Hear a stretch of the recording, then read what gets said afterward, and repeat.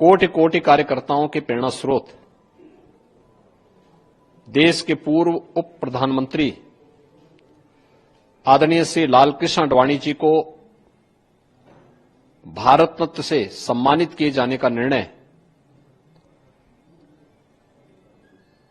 अत्यंत अभिनंदनीय है। सार्वजनिक जीवन के दशकों की सेवा, प्रतिबद्धता और राष्ट्र की अखंडता के प्रति अटूट निष्ठा या राजनीतिक जीवन में शुचिता व नैतिकता के उच्च मानक स्थापित करने वाले उनके अद्वितीय प्रयासों का यह भारत रत्न सम्मान उनकी उल्लेखनीय सेवाओं को सम्मान प्रदान करने वाला है। राष्ट्रीय एकता और सांस्कृतिक पुनरुत्थान की दिशा में किए गए उनके अथक प्रयास हम सबके लिए अद्वितीय प्रेरणा के स्रोत सदैव बने रहेंगे। मैं इस अवसर पर सरदेव आडवाणी जी को हृदय से अभिनंदन करते हुए बधाई देता हूं और आदरणीय प्रधानमंत्री जी के प्रति आभार व्यक्त करता हूं। मैं भारत रत्न श्री लालकृष्ण आडवाणी जी को उनके इस आज के उनको जो सम्मानित किया गया है उसके संदर्भ में उनका अभिनंदन करने यहाँ आया था और उनके सम्मान से हमें व्यक्तिगत तौर पर और देश के लाखों करोड़ों लोगों को इससे बहुत आनंद हुआ है और उसी की अभिव्यक्ति करने में उनके पास आया था। मुझे भी बहुत अवसर मिला जीवन में। भारत रत्न श्री अटल बिहारी वाजपेयी,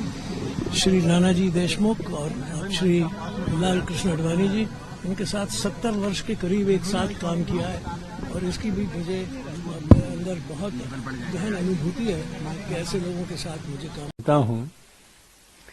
कि भारत में और विशेषकर भाजपा के वो पितामह माने जाते हैं। जैसा उन्होंने कार्य किया है, जिस प्रकार से उनकी सोमनाथ से यात्रा निकली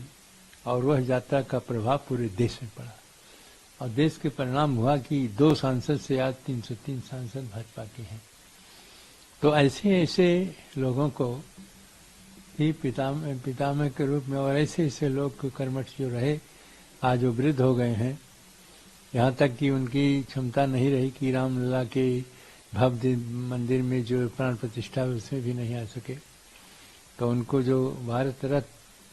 की घोषणा हुई है ये बहुत अच्छी बात है